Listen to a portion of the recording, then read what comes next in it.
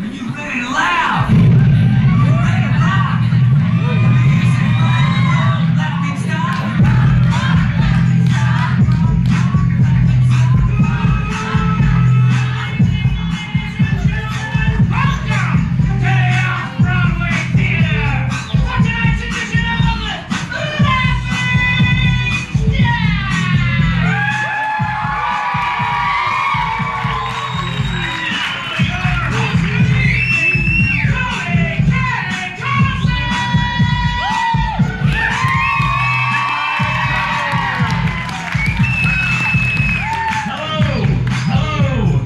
Welcome to the Off Broadway Theatre for tonight's edition of Laughing Stock. Are you happy to be here?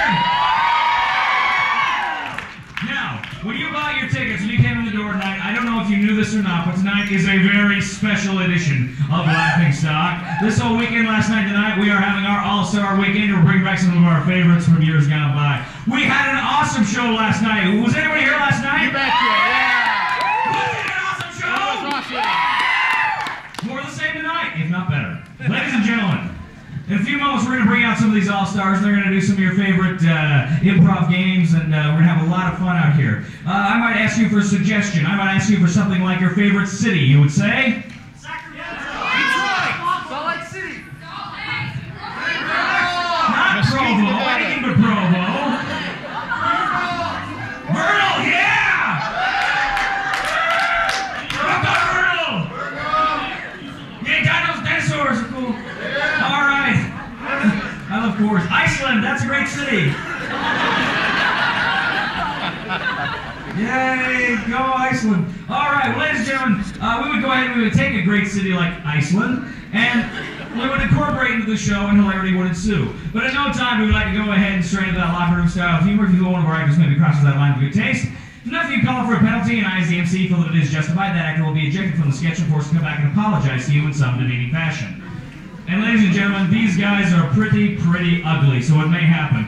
Without any further ado, will you please do me the great honor of welcoming out tonight your friends and mine, Laughing Stock All-Stars!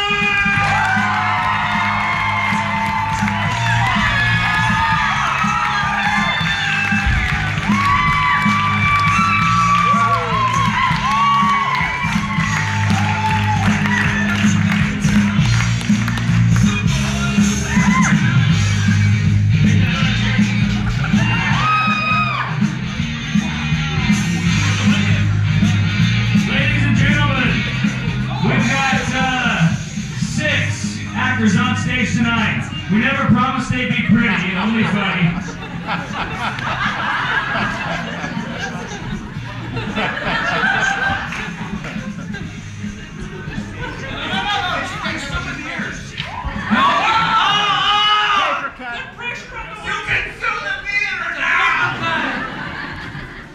Ladies and gentlemen, starting right here. Wait. What's that? Oh, we're waiting for a little. Okay. Sorry. It's all right. You guys were here a long time ago. He's cool. He's got a must shirt on. He's cool. Ladies and gentlemen, it's not anti-bird, it's Probert. Mark Probert!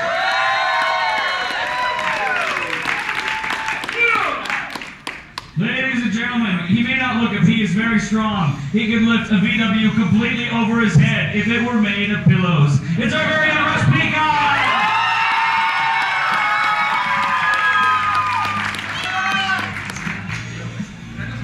Ladies and gentlemen, once again, the man of 1,000 faces, all of them goofy, Clarence Strohn!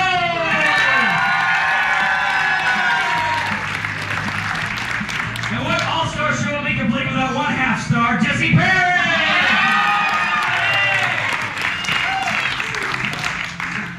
Logan Rogan?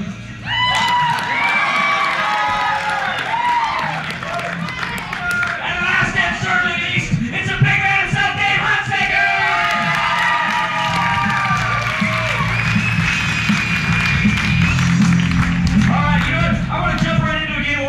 So go ahead, sit down. Ladies and gentlemen, what's going to happen is two actors up front and center. Two actors are going to go ahead and perform a scene. Whether they're going to perform a game, what's going to happen is one actor is going to ask the other, what are you doing? Which the other actor must respond with some sort of an action-oriented phrase. The other one must act out. We'll see how it works. But I need 2 letters of the alphabet, please. 2 letters of the alphabet. All right, I heard, first I heard H and J. H and J. J. H and J. Actors, what are you doing? What are you doing? Hitting Joseph. Joseph? Come. Oh, this is gonna hurt me a lot more. What are you doing? Having jelly beans?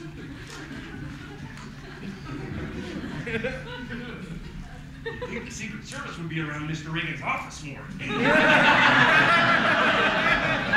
Hey, what are you doing? I'm hanging jackets. By order of the council, you will hang by a hanger until you are dead. May God have mercy on you. All right, you got the two letters up there, two letters. Logan and Clarence, all right, I need 3 letters, please, 3 letters.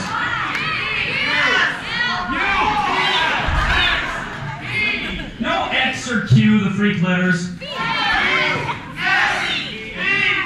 All right, going. T, V, S. What are you doing? T, V, S. Taking barely, Superman. Hey, Madam Super, thou shalt come with me. What are you doing? I'm trumping Violet's sonata. Hey, Violet, I heard you wrote a sonata. Check it out. Operetta by me.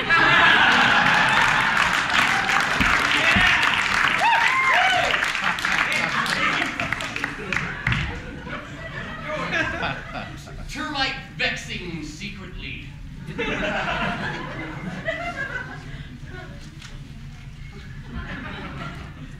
can eat wood.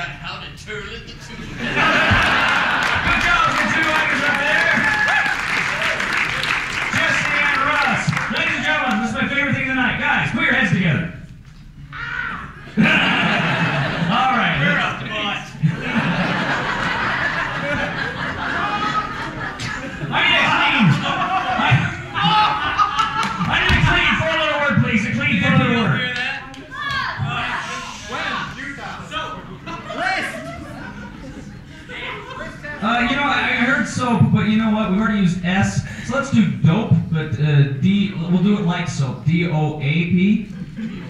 D-O-A-p. It's mine is made up. D-O-A-P. So, Agnes, what are you doing? What are you doing? What are you doing? I am drooling on apricot promenades. Oh, dance, you fruit.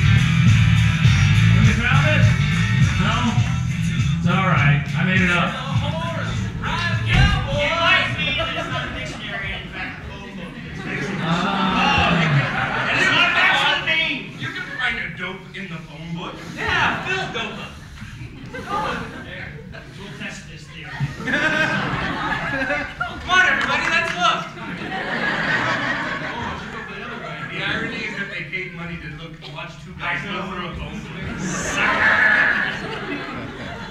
And the yellow pages too. For a name. All right, What's this? I need 2 actors on stage. I need 2 actors to go out for our game of understudy. Who's it gonna be? Who's it gonna be? Who's it gonna be? Ladies and gentlemen, what's gonna happen is 2 actors are gonna perform a scene. Now, during the scene, it'll be a very simple, straightforward scene, not necessarily anything amusing. But what will happen is, one of the actors will take sick at the end of the scene. We'll bring in another actor. We'll come back and you will see the scene a second time with no variation. Then the other actor, original actor, will take ill. He'll bring in the other understudy. You'll see the scene a third time. And again, you'll be amazed. There's absolutely no variation whatsoever. Thank you, Clarence. It's awfully decent of you. Fantastic. All right. So what I need, ladies and gentlemen, is give me a common household item you use every day. A fork. I want to see the invention of the fork. All right? You guys figure it out. F-O-R-K. All right. So. You say, well, we're going back in history a long way. All right, actors, invention of the fork. If you are ready, begin. Hey. When did you get here? 20 minutes ago, I guess. Really? I guess I was not paying attention. What is that? I know! What are we gonna do with it? Well, pick it up. See if it moves. No, use both hands. Oh. Wow! What do you think? Well, it looks a lot different from this angle. Yeah. Oh. Well, I shouldn't have picked that up. So, I got a nice fire here. You wanna 10 seconds. throw that on there? How are we gonna get it back out? Well, I got some sticks. Use it. All right. Shh. Hey, there's 3 sticks. Yeah. All right, ladies and gentlemen, there's our first scene of the invention of the fork. You can applaud that, ladies and gentlemen. All right, ladies and gentlemen, on the count of 3, yell understudy. You ready? 1, 2, 3. Understudy! Looks like one of these guys who's not doing too well. He won. He gets the stick. All right. Mark's not doing too well, so we're bringing in one of our understudies right now, who will be entering any moment Did you call an now. understudy? What? Hey, hit the buzzer. Yeah, we just called. Oh. Hey, Clarence, do a dance.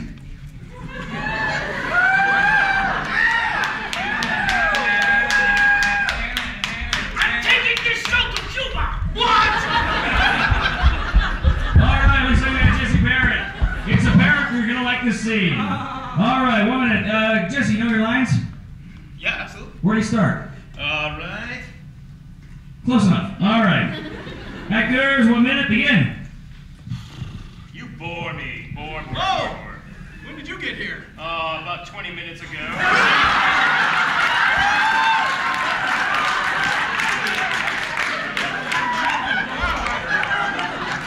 guess I should pay more attention. Well, you should have. Oh, what is that? That was a cat. Oh! Really? It actually still technically is, but the life force is out of it. Maybe we should pick it up. A dead cat? Yeah, use both hands. Okay. There's been a lot of carnage. Oh. Yeah, that does look like What's the matter? Are you afraid of it? Would you like me to touch you with it? maybe you should not have picked that up. You're 10 seconds. Hey, you know what? I got a fire over here. Fire? Yeah. Oh no, I don't have any Oh, touch for it. maybe, wait a minute. Maybe you didn't want to put that on there.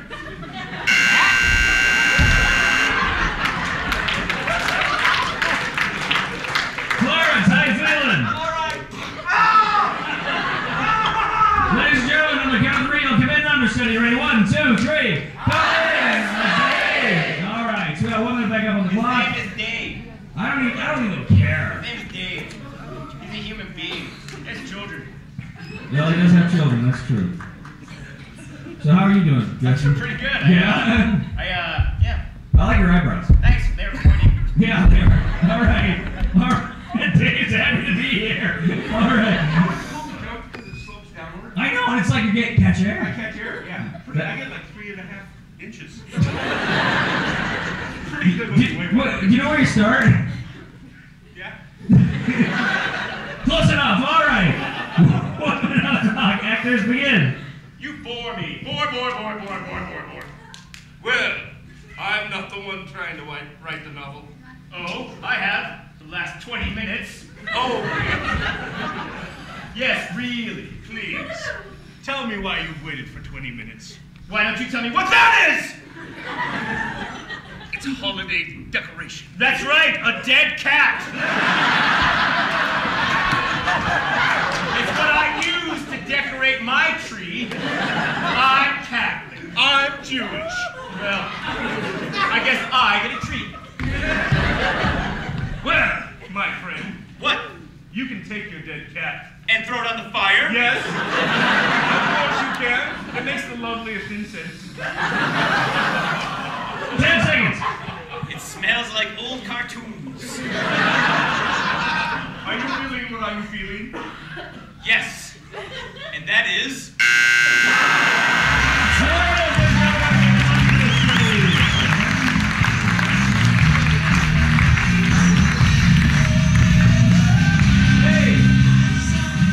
Dave, according to the OBT Charter of 1871, we are required to ask you, what was that scene about? It was obviously a holiday scene. Yes. It was a romantic comedy. Yes, Getting yes. into an awkward interreligious relationship. Right. But the basic premise. The signing of the Magna Carta. That was it, the signing of Magna Carta at 12:15. Good job. Let's, history! hooray! And the cat. Let's go ahead and get Russ and Logan up here since they didn't participate in the last scene. All right, these guys are going to tell you a story using the alphabet. They're going to tell you a story going A to Z. What I need, ladies and gentlemen, is give me something you want to hear them tell a story about. The time they did what? The time they bought an octopus. Was that with a B or an F? No. I'm sorry. I guess we'll find out. You can buy it and fight it. I don't care. Maybe you bought it to fight it. Yeah!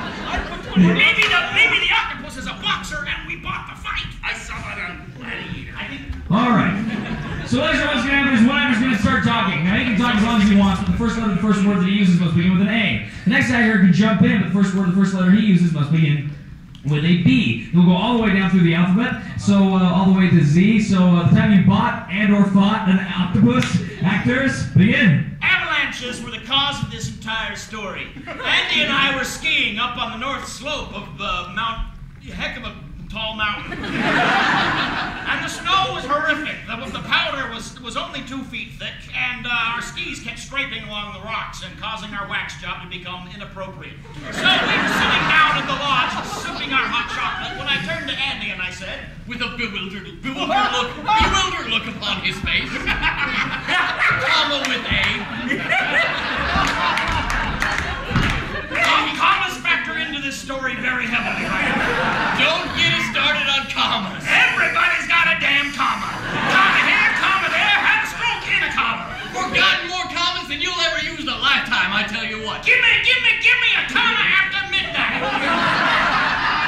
Heck of a tall mountain, as he said, we were at. He looked at me and he said, by gum, I believe I see a frozen octopus out there in the snow. I did not believe him at first until I saw a chilly tentacle. Flapping ever so gently in the Arctic breeze. Just then I had an idea that popped into my head. If we go out there and thaw out the octopus, we can start a chain of octopus fights.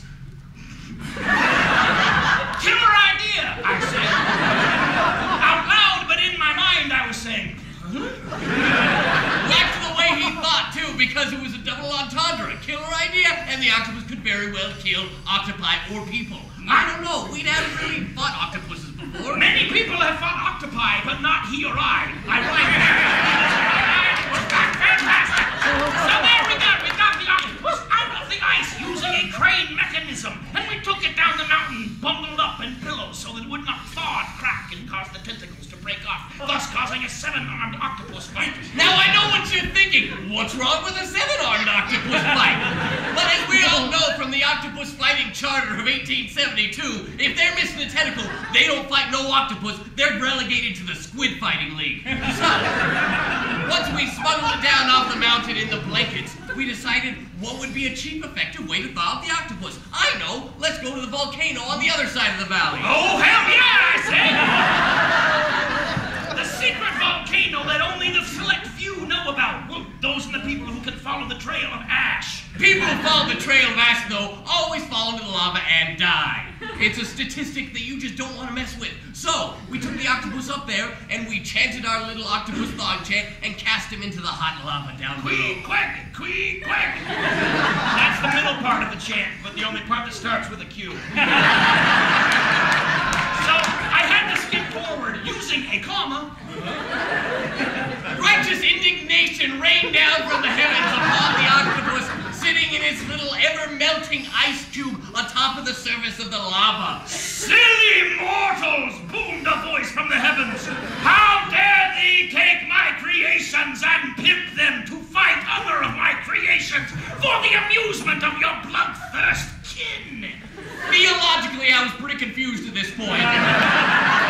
But we just went along with it. At this point, the octopus revived itself and looked up, and it cursed the heavens and leapt into the air to fight the angelic hordes descending upon us. The octopus grabbed their heavenly swords of righteousness and were casting them asunder, chopping off their limbs and fighting them. I don't know what happens to dead angels when they die. But, again, theologically, I was trying to just focus on survival at this point. Under the rules of fighting as set down by Sir Arthur Charles, you may not know about the articles of fighting by Sir Arthur Charles. Our first article of fighting, you shall not use horseshoes. This was odd as the first article was set down before horseshoes, or in fact before horses. Yes, very forward-thinking Sir Arthur Charles was.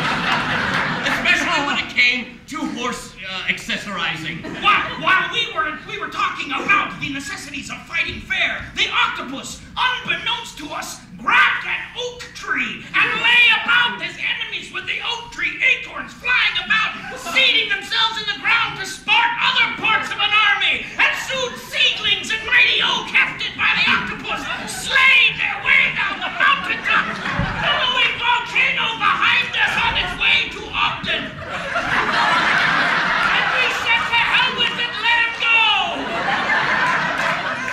Exactly what happened. Couldn't have said it better myself. Yes! Zeus was none too pleased by it. Russ and Logan!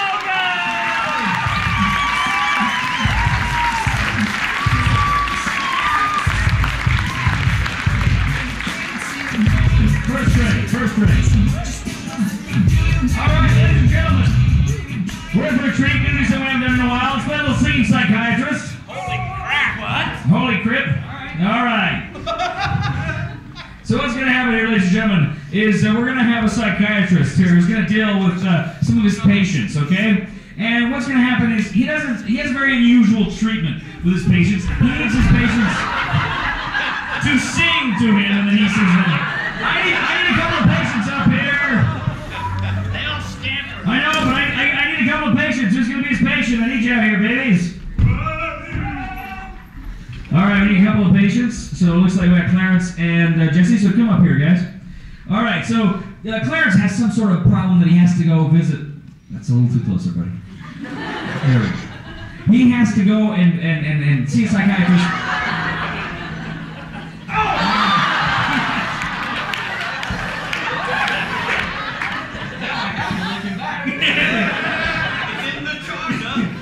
He has to go see a psychiatrist. Why?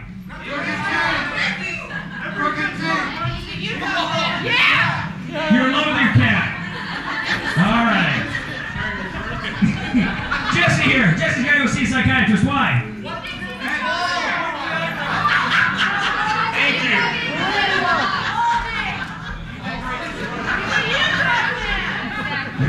I heard I was bald. Okay, sure. All right. He's got to go see a psychiatrist because he's bald. So we got Russ Peacock here who's going to be the psychiatrist. He has to see a psychiatrist because he's bald. Yeah. Trust me. There are rules against self-medication. It'll be great. Do you want the mic or do you need it? Probably. What? Do you want the mic? Sure. All right, ladies and gentlemen. What was the first one? Oh, he's in love with his cat. Adam. Oh, who is it? All right. All right. You know what? I gotta like go scrape my tongue now. So, well, ladies and gentlemen, here we are with singing psychiatrist. Take it away, Russ.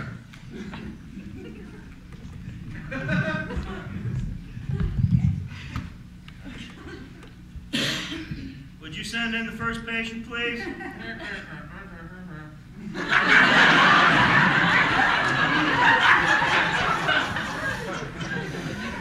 Thank you.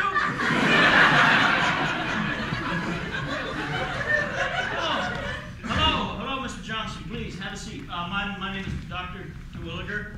I understand that you would like to speak. That is why I made the appointment.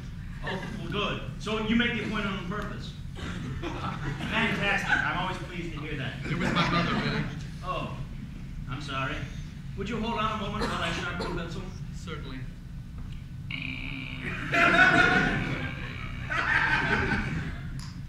Go ahead.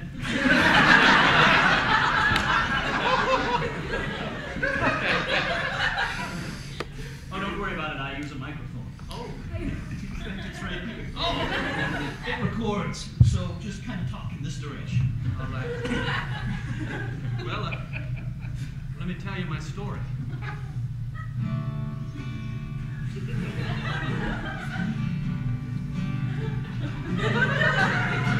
Listen to me, darling.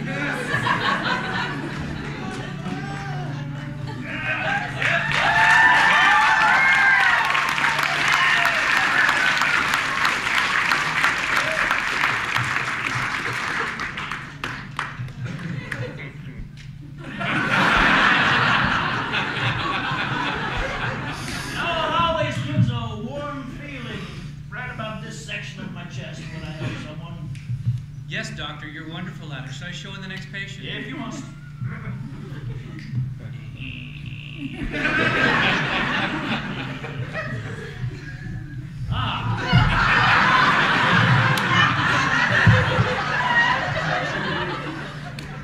Hello, I don't think we've met, and I would have recognized such a lush head of hair. I know. It's my curse.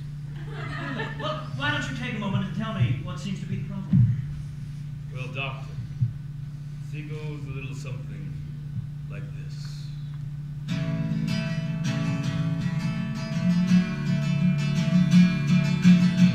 I know it's tough not to stare when you're looking at this beautiful coiffure. But the truth is, splashes you in the face like it's scalding. This is just a wig, oh God, doctor, I'm balding. I don't have a follicle, I barely have a follicle. My balding pattern is migratory, that's the story. It hurts. Some guy yelled out he's bald. He's over there.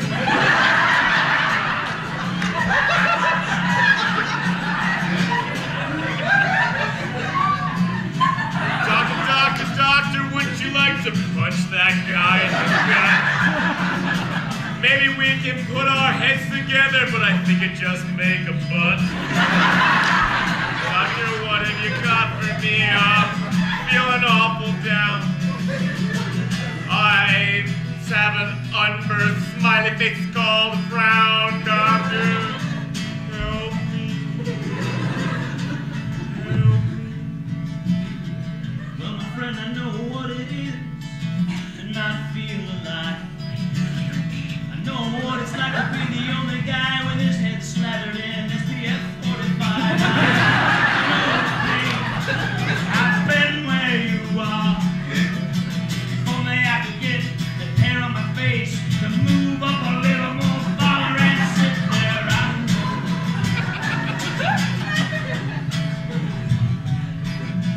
Sometimes the women, they laugh at me.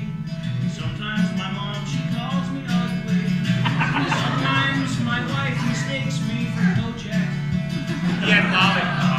Sometimes, but not all the time, I look in the mirror and I feel just fine. Then I wake up. Me too. Sometimes I don't feel quite right. I used to have such a lush head of hair. Women would come from everywhere just to run their fingers through. I would giggle a little bit in my girlish way.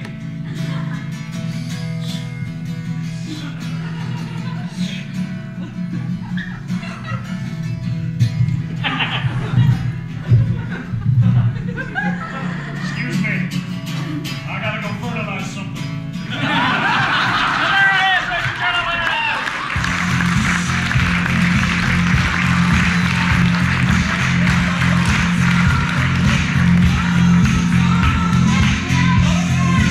All right, good job, good job. I need one of the actors up here to volunteer to be a corpse in this next scene. Find it out, who's gonna be our corpse? Here's Clarence. You see, no, just one of you. I just need one corpse, though. I just need one corpse. So that's Russ, fine. bring him back to life. Quick, quick, quick, quick, quick, quick. Quick, do the first and last parts of the chant now. So, ladies and gentlemen, Clarence in life was a very special and unique superhero. Not an actual superhero, but one we're going to make up. Well, who was the superhero that Clarence was? Toilet Bowl Man. He was Toilet Bowl Man in life. Ladies and gentlemen, I regret to inform you, Toilet Bowl Man was recently killed, and we're going to have his funeral now. And the good news is that at his funeral, we're going to have some people who knew Toilet Bowl Man best here in our game of Superhero Eulogy. So, who's going to be our first speaker at the eulogy? Guys? Who's it going to be? All right, looks like we got our first speakers. Ladies and gentlemen, very somber, Superhero eulogy.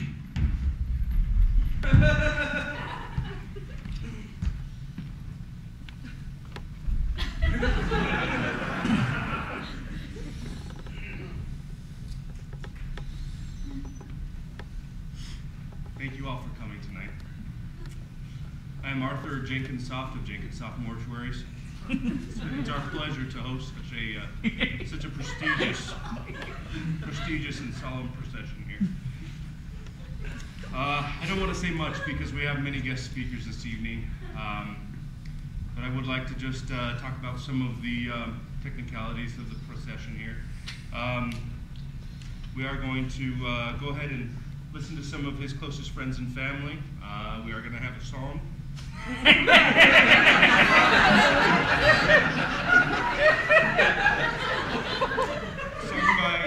Sung by his wife.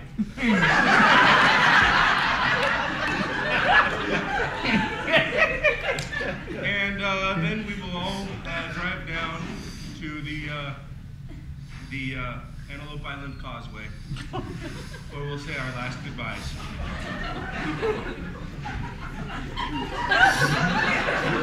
And afterwards, you're all invited to the Riverton Golden Corral for a...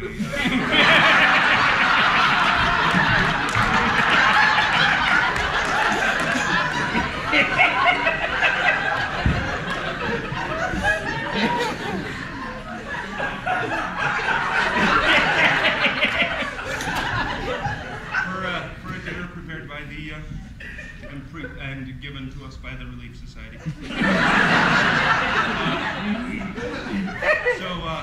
Please feel free to express your feelings out loud as you hear these wonderful speakers.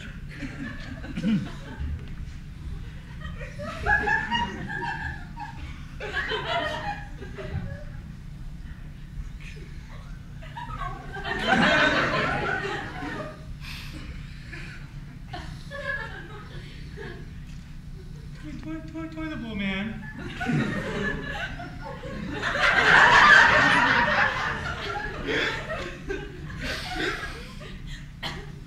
That's my hero. I am not a superhero. No. I was just the boat driver in the tank that drove him around.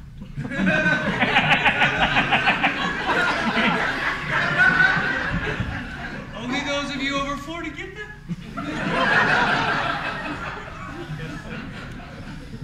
I can see him now sitting on the back of the boat, shirt off, glistening, basking in the light,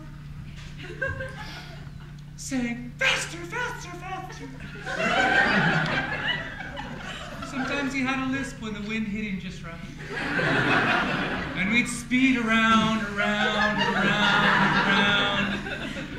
And then sometimes he'd say, "Stop, let me get on that big black ball thingy that holds up the water so I can jump off." That's how he died. He hit the prop. He floored it. He turned into chum. He did a great job putting it back together.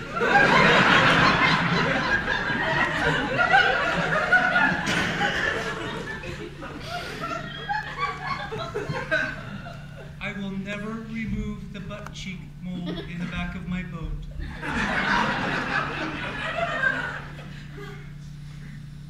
To you, twin.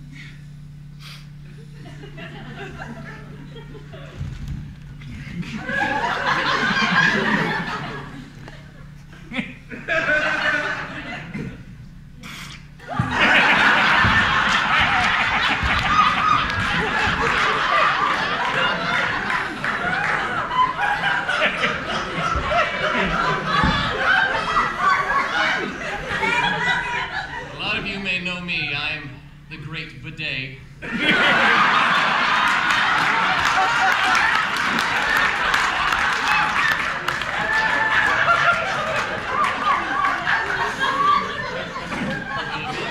collaborated a great deal on crime fighting.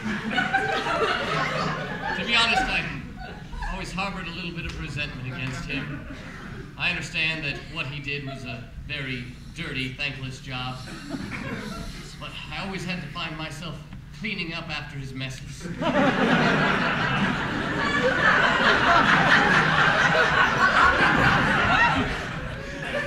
know, after what's happened, I've had a lot of time to think. And that's not the type of thing that I should get hung up on. No, I shouldn't stick to that.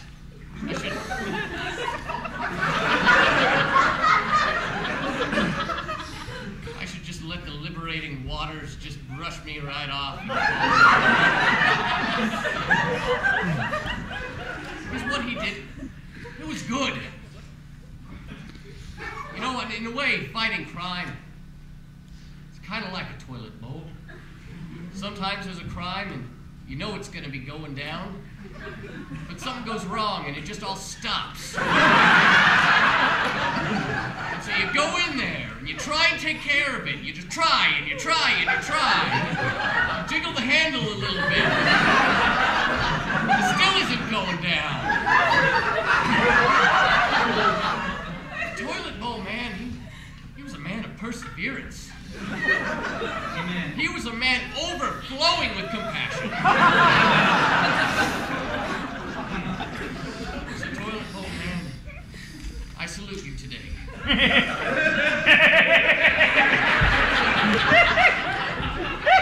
In the only way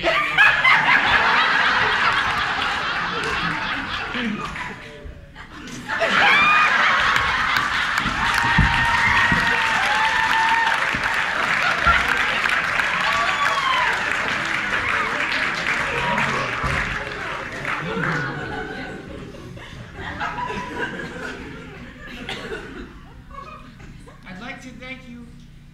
coming out to pay your final respects to my dad. It is I, Porta Potty Boy.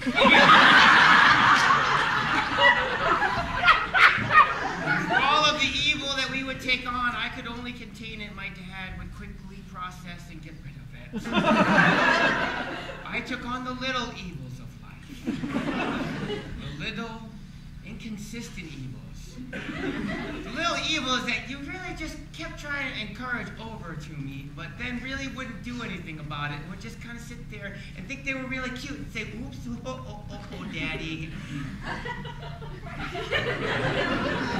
As any potty training father knows. But I took it all. My dad took on a lot more. Why? He took on Thanksgiving after days. He took on jalapeno eating contests. All you could eat sushi.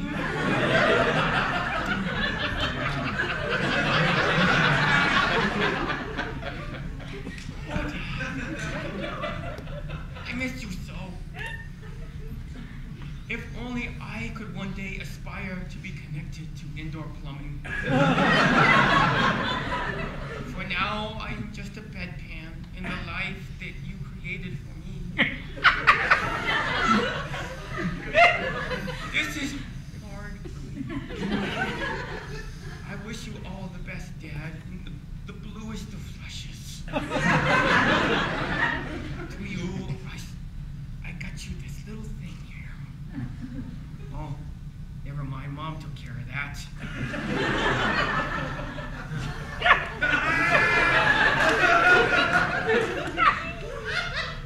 I'll miss you, Dad.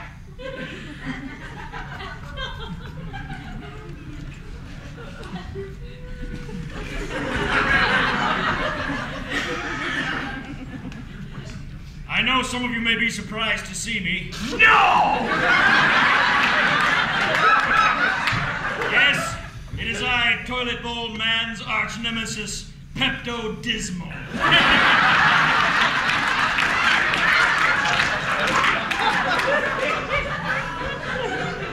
When I first started my life of crime in Australia, Toilet Bowl Man and I ran in different circles.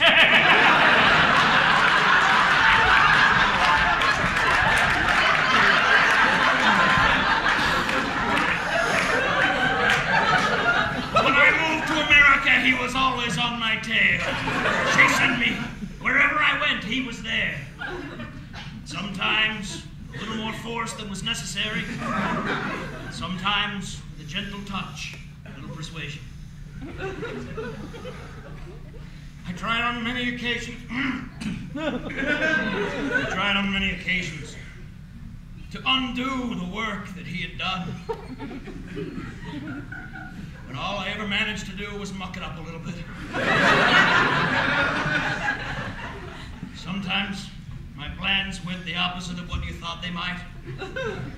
Stop things when I was just trying to make them go faster.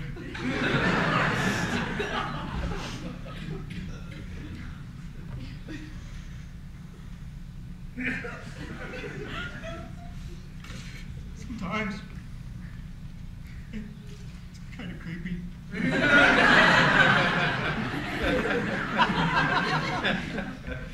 Sometimes I would be lying in bed at night and be awoken by a horrific dream, and I would scream into the night, and I would lean over, and there was a picture of Toilet Bowl Man, because if it was actually him, then our relationship would be completely different than what it is. And I would look at that picture of Toilet Bowl Man, and I would realize that there was something to wake up for in the morning. Ow.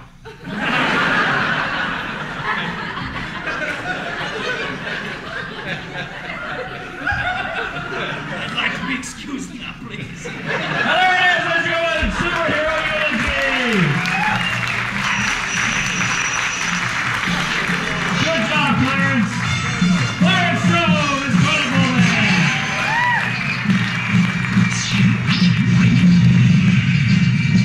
Alright, good stuff. We have time for one more head-to-head game before we close the first act. What? One more game! One more head-to-head act before we close the first act. No, any actor with a head-to-head game. Any actor with a head-to-head game you want to play? Has one! Logan, do you have a head-to-head game you want to play? Bunch of blanks? Bunch of blanks! Alright, so all the actors up front and center. Ladies and gentlemen, this is our joke-telling game. It goes a bunch of whatever walk into a bar, bartender says we don't serve your kind, and there's some sort of witty retort. So what I need, ladies and gentlemen, is first of all, give me an occupation. A judge. Let's start with judge. A judge. Judge walks into a bar. You got anything? Okay. A judge walks into an all-pirate bar, and there's a pirate over on the other side of the room who's eyeing the judge. And by the way, this judge is a female judge. And this one pirate, he's got rabies, and he's foaming and frothing at the mouth. He's glaring down at this female judge, and finally runs over there and just chomps right into her leg. And then the bartender, who's also a pirate, goes, "Arr, bit her." A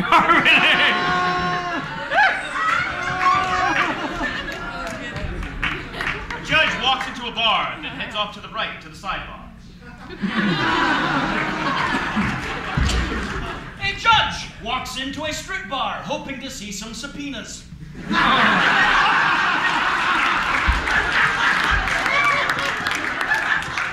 Another judge walks into the same strip bar, and the bartender says, "I'm sorry, we don't serve your kind here." And the judge says, "I'll be really, really brief. I'm just looking for exhibit T and A." I don't think that was the same strip bar. A judge walks into a bar, and the bartender says, "Get out of here! We don't serve Catholic high schools." Yeah, a lot of Catholics out there tonight. All right. I enjoyed that. All right, give me another occupation. I heard farmer. You know anything with farmer?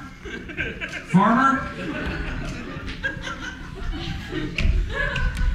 Farmer walks into the bar and sits down and starts making all this ruckus, and the bartender runs over and says, "Hey, you! Beat it!"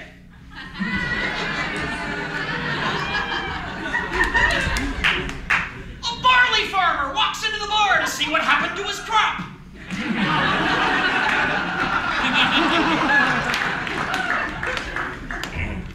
A farmer walks into the bar. He's got a really sad face. He sits down at the end of the bar, and the bartender comes up and says, "Hey, buddy, what's wrong?" And he goes, "I just got a John Deere letter." A bartender. A farmer walks into a bar and sits down at a table to await his blind date. And not 2 minutes later, she walks in and sits down, and he says, "Hello, I'm a farmer." And she stands up to leave, and it says, "I'm sorry, it will never work. I'm a nearmer."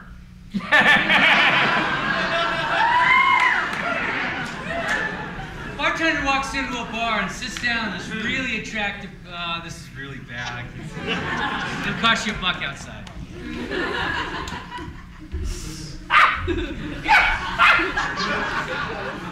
A Belgian farmer hops into a bar.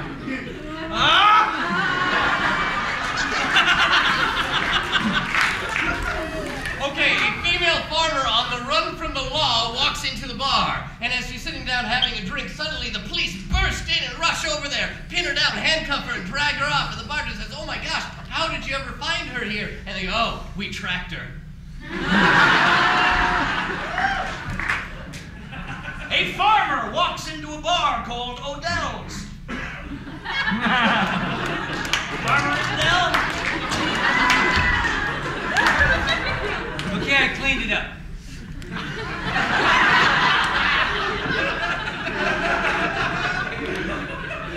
A farmer in a long jacket and a cane and a hat with a big feather walks in the bar and says, "Hey, I'm looking for my hoe."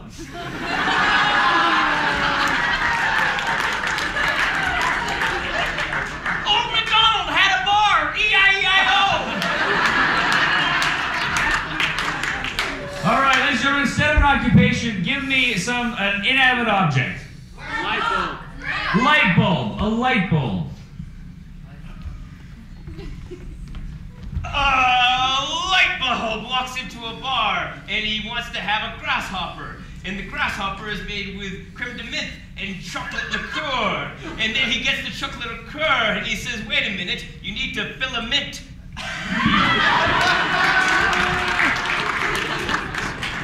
A light bulb and his young child walk into a bar that happens to be an all-cannibal bar. And the bartender comes over and is like, "Can I get you something there?" And he's like, "Yeah, we'll have something in a little bit." He goes back, he comes back over, and then suddenly it's just the light bulb, and his child is gone. And so the bartender walks back and talks to one of his friends, like, "What happened over there?" And he's like, "Oh, he ate his son."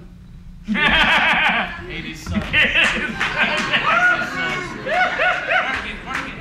A guy named Hal walks into a singles bar, sits down at the bar and orders a whiskey sour. And this bartender serves up and he's sipping his whiskey sour and he looks down the bar and he sees a hot tamale. And he says, hey, bartender, who I will call Biff. Biff the bartender, what is that girl's name? And the bartender, who wasn't quite paying attention, says, Hal? Oh, Jen.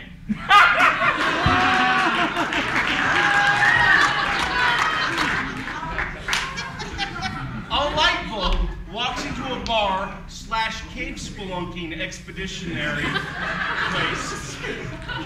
He goes up, he has a few drinks, and then he goes to the bartender and he says, "I understand you have a great cave that I can explore here while I'm here." And the bartender says, "Yes, you just go over to the toilet and it starts from there." He goes, "It starts at the toilet?" And he goes, "Yes, haven't you heard of an incandescent?" There it is, ladies and gentlemen, our game. A bunch of legs. We're going to go ahead and take 10 minutes. You take this time. Allow yourself in the restrooms and the snack bar, just please. Not at the same time. We'll see you back here at 10 on the count of 3. Yell laughing stock and give us a cheer. 1, 2, 3. Laughing stock!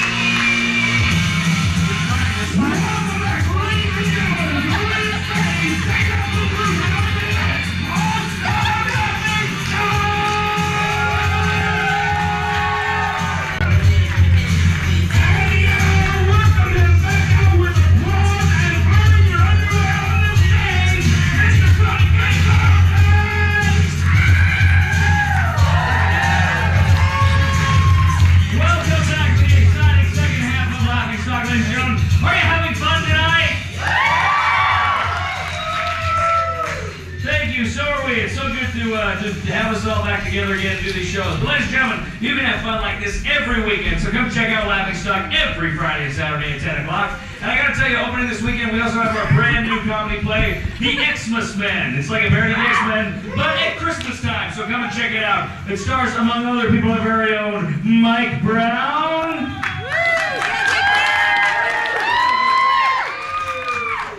And Logan. Anyway. We also got our website, www.laughingstock.us. We we got pictures, we got video, we got all sorts of cool stuff, so check that out. Now, ladies and gentlemen, once again, welcome out your friends and mine, the Laughing Stalkers!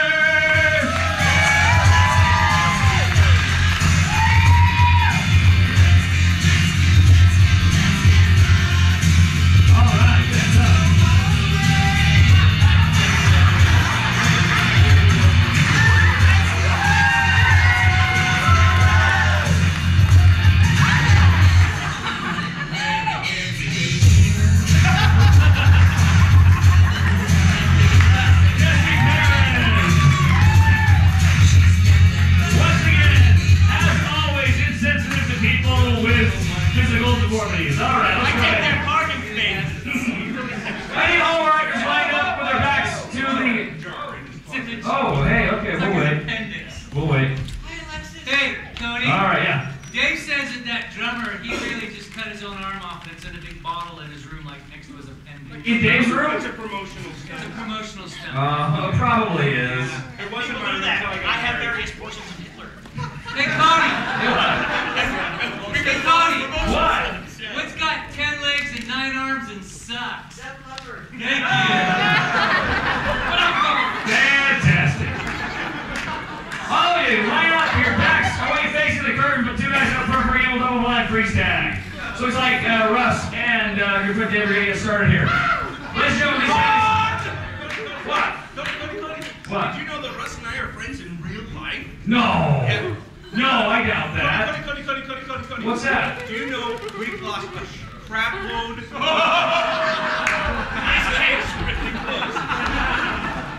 lost a crap load of money in Wendover together? Have you really? Yes. Yep, over the course of many years, I could have probably bought a wife. You're from Russia? Ukraine. Or Ukraine, all right.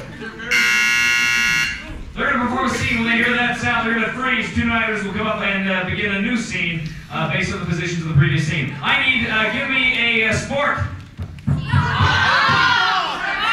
Hockey, I heard hockey. We're going with hockey. You guys going to play a hockey game? So when you hear that, you're going to freeze. So hockey, actors begin.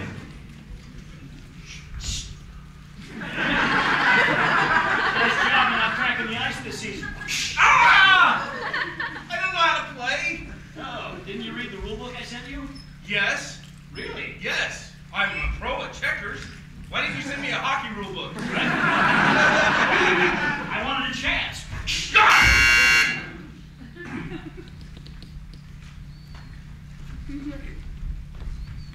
You stick me in the chest and I'll stick you in the chest. This should be a good game, Jennifer.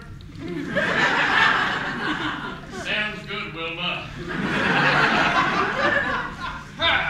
Puberty! Oh, it doesn't feel like goodness at all!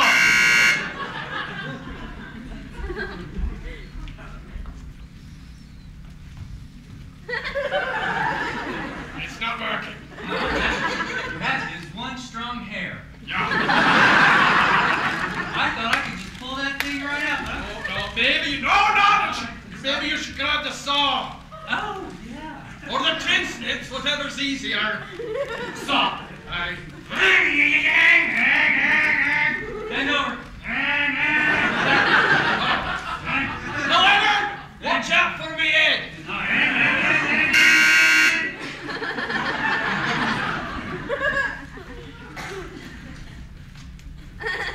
I'm a capital K. I'm a lowercase c. Now we're the end of a word.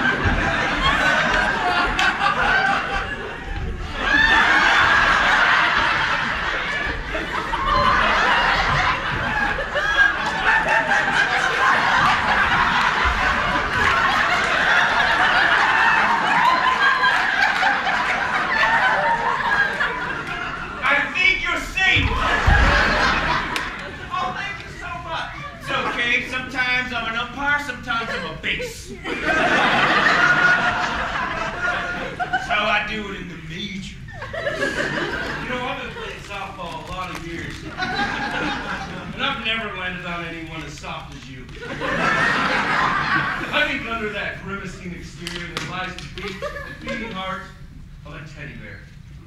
Oh. You know what teddy bears give? Big hugs!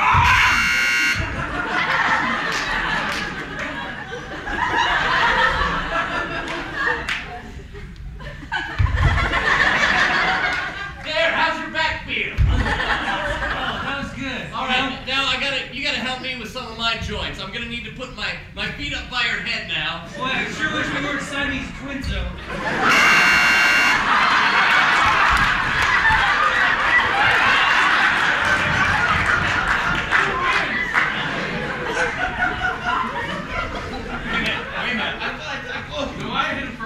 Clarence, you were like, what? No, I'm thinking for a honeymoon. We go to Antigua. I vote for Hawaii. You know, you've got such a misaligned back.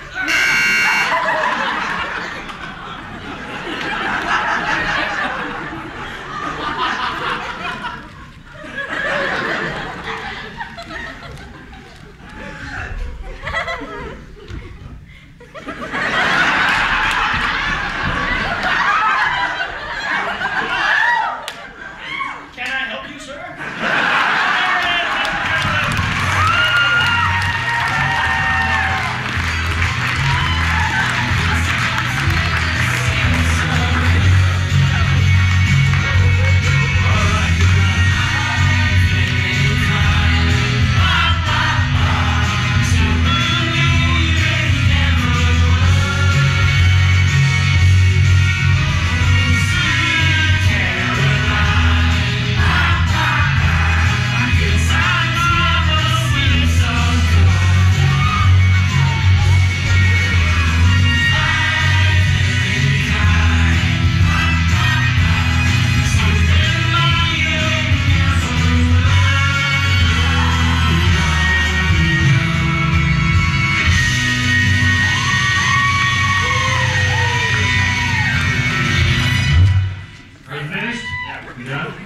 I'd just like to point out that the muscles are purely for show, non-functional. They stopped jumping on me. That's not the first time you've said that. All right. Hey, I'm from Massachusetts. All right. Let's go ahead and get all our answers up there for Game of World's Worst. All right. We're going to have ladies and gentlemen, this records going to step forward one at a time, give you the world's worst impression of whatever. The first thing I need is once again an occupation. Taxi driver. Somebody really wants a taxi driver, so let's see the world's worst taxi driver. Yeah, I speak English.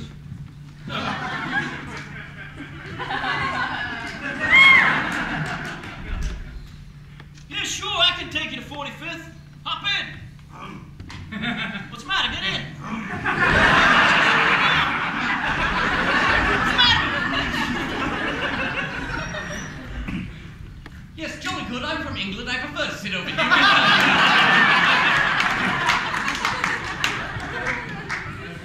Really?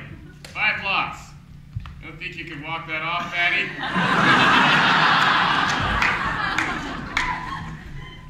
Oh, no. Your money's no good here. You have to pay me by licking my ear. It's cheap. All right, here we are. So, walk you to your door.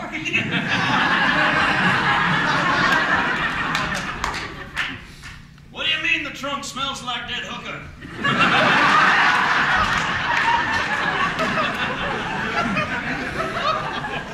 Don't worry. I know when to go when I hear the boop boop. No,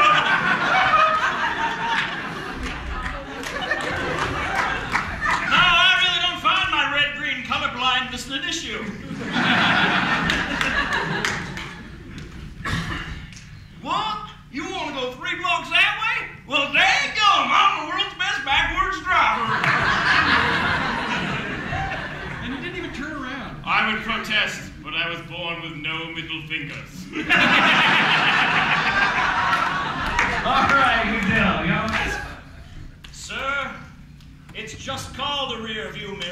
That's not what I wish to see when I look at All right, give me another occupation.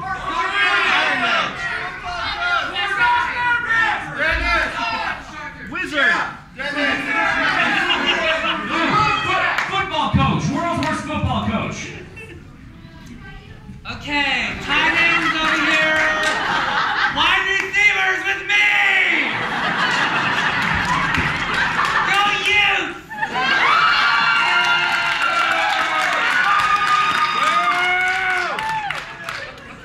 I'm Bronco Mendenhall.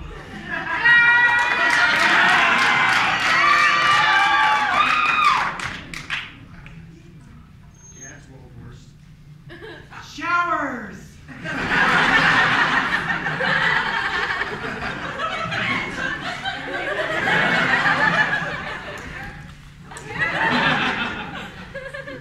Right. It's enough. Second half, when the quarterback throws you, stop jumping out of their damn hands.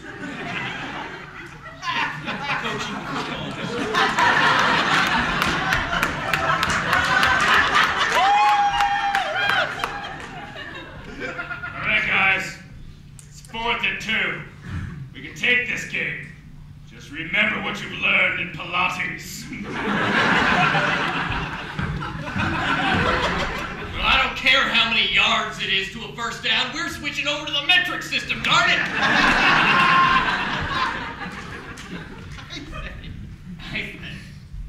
And then, when you have them in your sights, just remember, it doesn't matter who wins or loses. It's how well you go out and play the game, and what kind of grades you get, and whether you treat women well.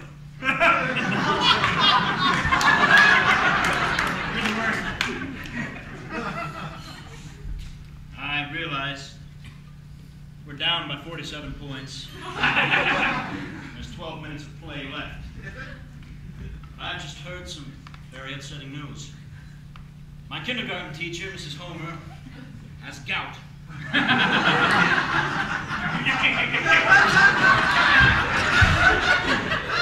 don't know where the hell I was going with this.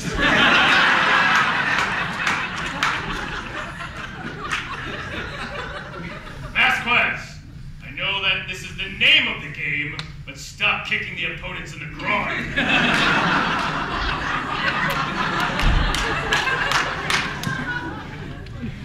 What's the score? 7-1? Now, men, this is for your protection. It is not a pencil holder.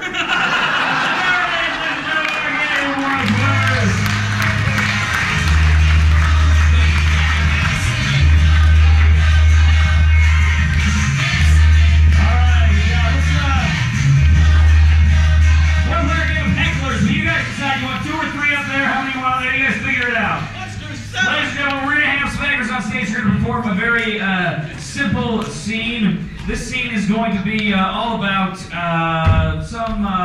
give me some kind of discussion. You might have an important discussion between a father and a son.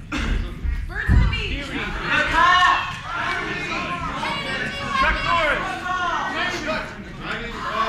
Driving the car. So you guys are have something important discussion about driving the car. You figure it out. These guys are going to perform the scene. It's going to be a very simple scene up here that you're going to see, not played for laughs. Rather, the laughs will be provided by our 4 hecklers down there, who will watch everything they see on stage, and they'll heckle everything they see as though they're watching a movie. Because it's as though they're watching a bad movie, the actors on stage cannot respond, they must simply take the abuse. So we've got the scene set up here. We ask that our hecklers and only our hecklers heckle, otherwise it does evolve into pandemonium. So we got our scene here about driving the car. Actors, begin. Oh, hey, Dad, sorry I'm late getting here. Thank you so much for spending your Saturday afternoon teaching me to drive. Shut up, I'm milking a cow. Come on in, Jeff. You know how much I spent on this car with 2 steering wheels? Alright, give me I super glued one of my hands to my knees. Okay. You got a light? Step 1, coking. Hey, Dad, I think I'm ready for the car keys. Jeff? Yeah, Mother Dad. took them in the divorce. That was a soapbox derby I was able to do. I'm going to treat this like you would at the exam. Do you think With the a guy rubber with... glove. Gosh, Dad, Do this you is... think the guy with the non-dress pants is wearing dark socks?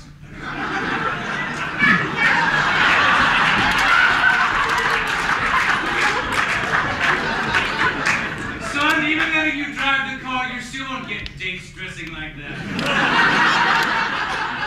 Also, dressing entirely in neutral colors that belies your attraction to men. When you hand off keys, make sure your pinky is always extended. Because key rhymes with T. That stands for pool. Oh, we got a problem. Right, here's one thing. I got no D that rhymes with T. That stands for trouble. Gosh, Dad, this is my first lesson. Don't you think that's a bit strict to be grading me? I think that you need to be prepared for anything. You know, Dad... Which is why I brought this tube of toothpaste, this pair of extra socks, and a snake bite kit. You know, Dad... I should know. I got all these tattoos in prison. You know,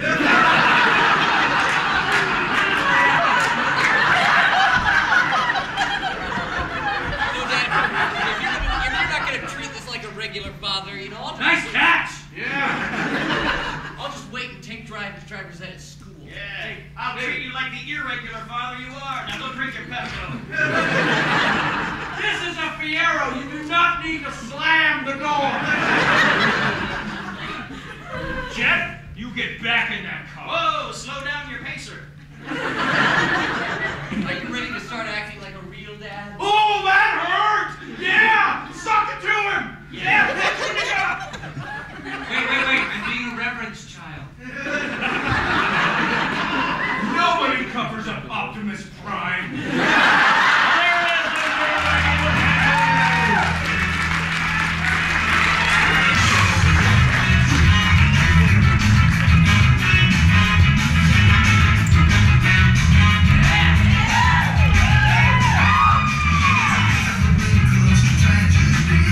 Ladies and gentlemen, are you having a good time tonight?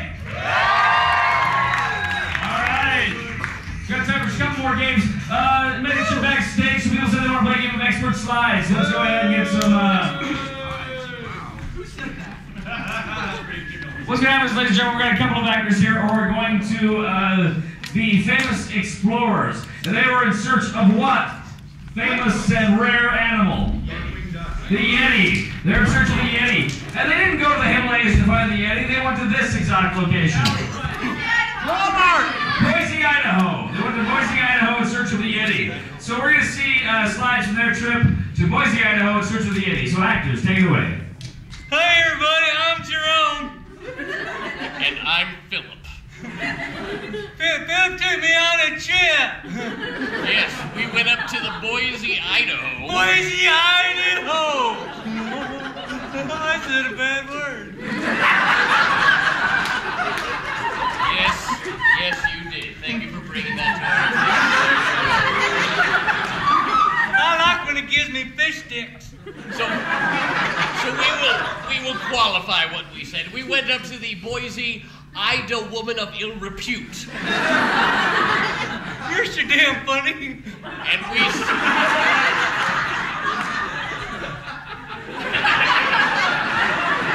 We'll see if you earn that back later. I'll try. And we searched for the ever-elusive Idaho Panhandle Yeti. Yeti! A big thing with hair. Hey, get out the slide projector. Let's show them. All right, yes, we've already heard, the official scientific description of the Yeti is a big thing with hair. I got that from the dictionary. Yes, so we went looking for one. And you will be astonished at what we found. Click. Take a look at that. This was before we got to the Boise, Idaho women of ill repute. This was in Preston. Yes, we stopped off for a little bit to get some lunch. I was feeling rather bad because I wanted to stop off by Bear Lake to get some of their famous raspberry milkshakes, as such is my want. And lacking that, we decided to find what we could get together. And so we found this man standing by the side of the road with a big construction stop sign. And then we hit him with the car and feasted on his entrails. As is also my want. Them is good with ketchup and Tabasco. And we could then use the sinewy flesh from his bones as bait for the Yeti when we arrived at Boise, as you will see in this next slide. Click.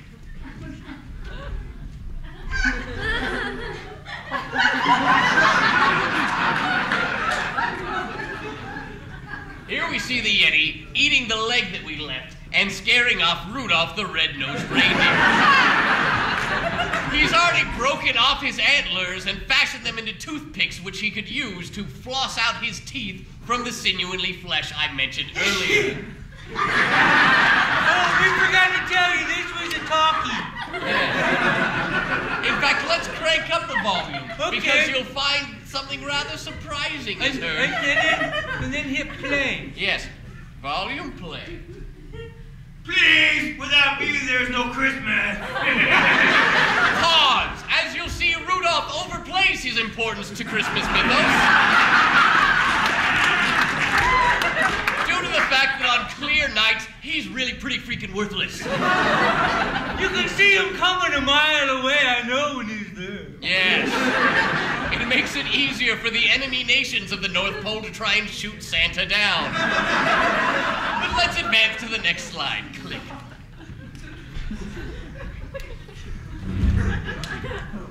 This was in the Boise State Capitol. We went there to see if they were going to vote whether the Yeti was an actual creature or not.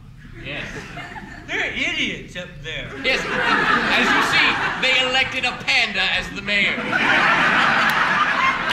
All the panda does is sit around, eat bamboo, and not reproduce. That sounds a lot like you. Yes.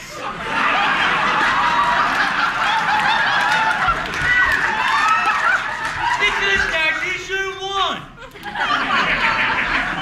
That is correct. Now, but something rather unusual happened, because as you notice, there is a young gentleman praying inside of the Boise Capitol building. And you know that God's not allowed in there. No. And you also know that his henchmen, the henchmen of the state, are the Yeti. So let's see what the Yeti do to this pious young man. Click. They make him wait.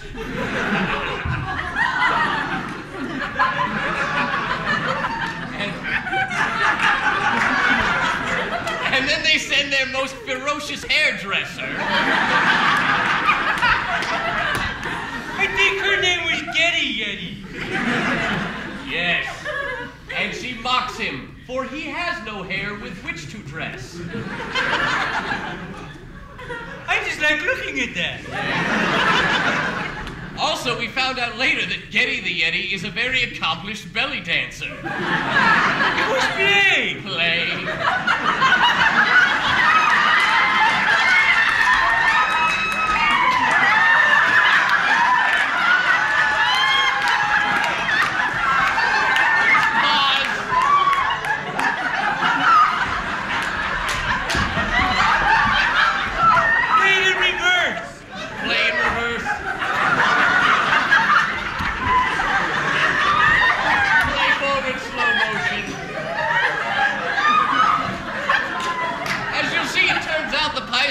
Was actually a crab the whole time.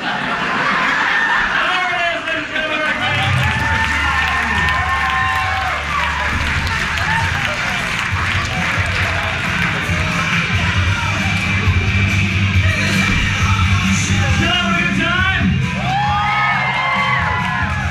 Let's hear it more again. It's the rock opera. So we're going to get Mark grab his guitar. We're going here. We're going to play a game, ladies and gentlemen. The gentle tunes of ululating. Oh, that was a Yeti. All right, so what's going to happen is the writer's going to perform a scene. Around the pass, I'm going to hit the horn over there. And when I hit that horn, the last line of dialogue that was spoken will then become the title of a song in our musical. And what we need right now is a title for our musical. So I need a very brief title for our musical. Shoelace Wars. Shoelace Shoelace Wars. You guys figure it out. The title of your musical is Shoelace Wars. So I guess Jesse's going to start us off here. So actors, if you are ready, begin. I tripped and fell again, Mom. I wish you'd buy me Velcro like all the other kids do. You know that we can't afford Velcro! I regret being poor. If only I could remember how to tie them. Hey, what's up, Jeff? Check out what I got. No! Yep, keep my shoes on and everything. Oh, man, you got hair back of the bus froze. Those are the only kind that are guaranteed that no matter how stupid you are, your shoes will stay on. It's true. I'm just trying to learn all the techniques to tie shoes. Tying shoes isn't hard.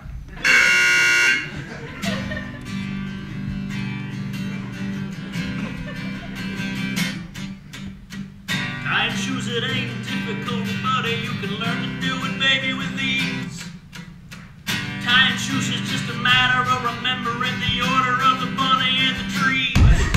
The bunny comes out of the hole and runs around the tree and goes back in and gets a snack. And then it comes out and finds an unwilling orphan for it to attack, and then it eats his face and runs off into the tree and defecates the baby, and then what you gonna do? I got it! And now you baby, you got what it takes to keep your foot in your shoe. Cause the bunny goes around the tree, and then it goes a hole, and then it goes around and attacks an orphan, and then it chases around and it roots it out until the shoes are tied. You got it! The bunny comes out and rolls around the tree, and then it goes a hole, and then it eats the orphan, and attacks and it roots it out, and then it starts to hide. Right on!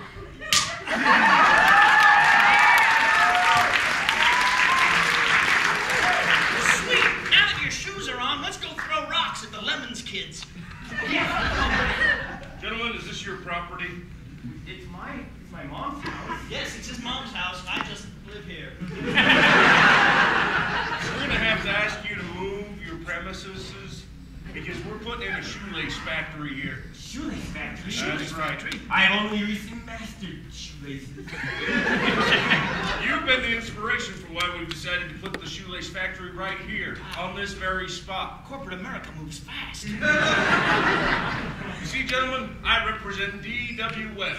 D.W. Webb? Yes, the shoelace conglomerate. And I'm willing to pay you 3 times retail value for this lot. Retail value? You mean it goes on sale in shopping malls? Versus real estate values, which are actually estate values, which are actually property values, which are not retail values at all? How old did you say you were, kid? 15.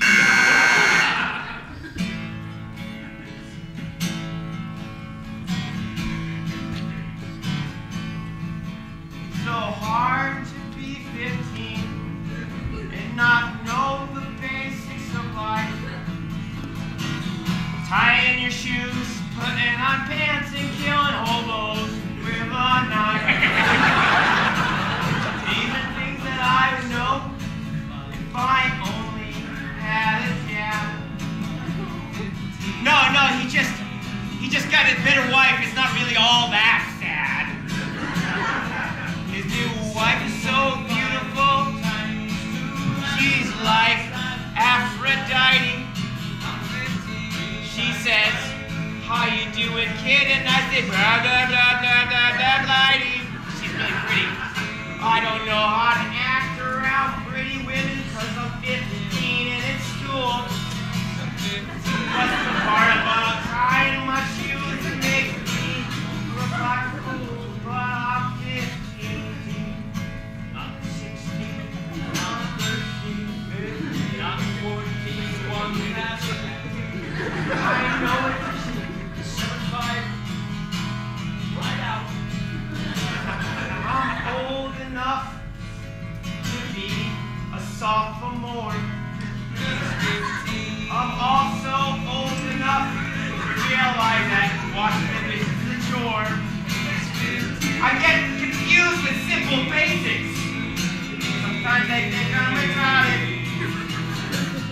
But look at that spire over there. I'm really proud that's what I started because I'm 15. It's okay. He just wants to buy your land and build a shoelace factory. Oh, I feel so Indian. Construction worker!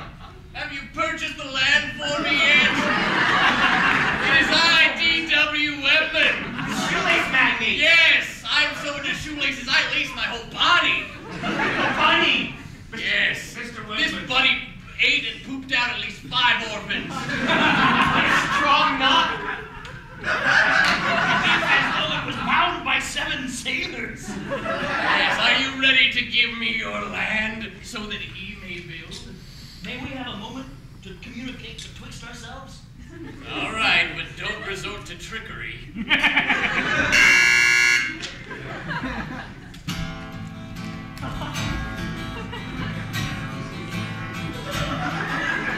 Hey, you guys, I'm on to you. I'm feeling suspicious. All I want to do is build a factory, oh so delicious. Waiting for this land to go over into escrow so that I can create a company to stomp out shoes with Velcro. If you don't give me this land, it'll be your final days. Final day. 'Cause I will mow you down in a gunsmoke machine war haze. It's war. If you don't give me the land, it's war. That is the one demand.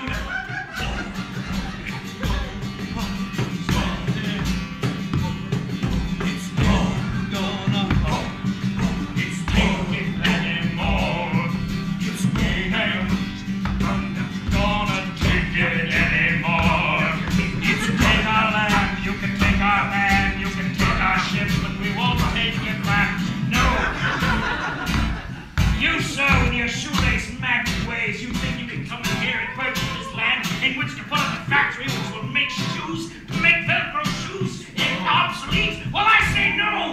Children all over the world will rise up with their desperate needs to have the ease to put their shoes on their feet so that they may walk to school and learn the lessons that have been taught them. And yes, they too must know the bunny goes up a hole around the tree, eats the orphan, poops out, and the shoes stay on!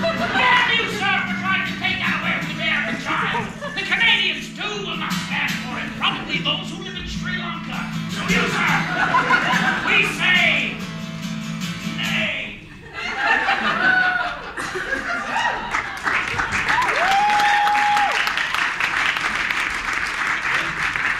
While I have no power of attorney for my mother, I say no. I have to admit, I didn't see this coming. You raised some valuable points.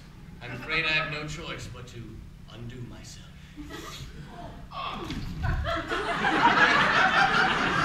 I'm not untying my shoes ever.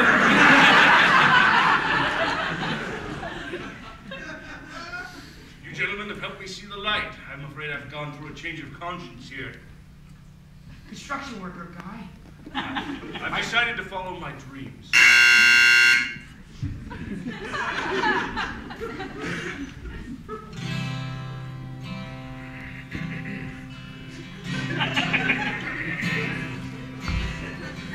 I look out over the horizon.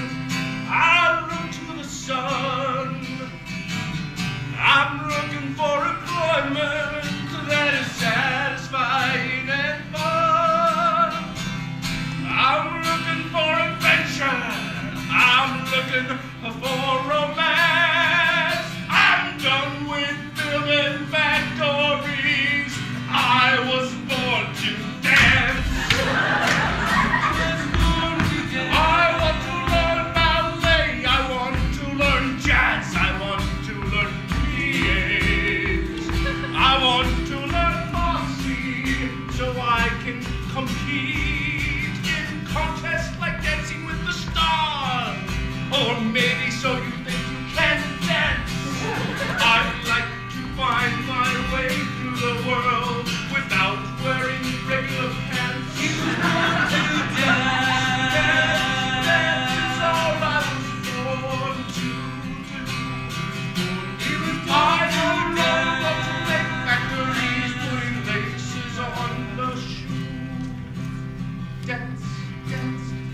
dance with me, my newfound friends, oh boy. Dance with him. Come on, ladies, dance, dance, over the hills. Dance, twice a day. Dance, dance, dance, dance, dance, dance, dance, dance, dance, dance with me.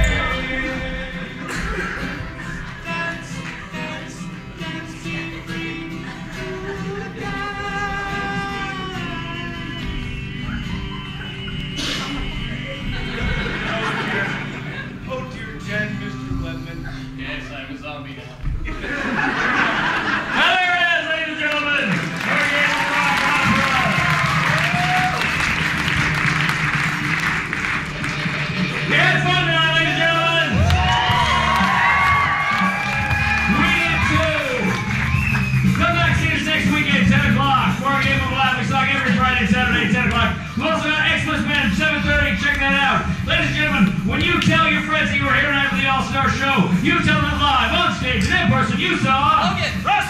Jesse! Dave! Clarence! Mark! I'm Cody, take it away!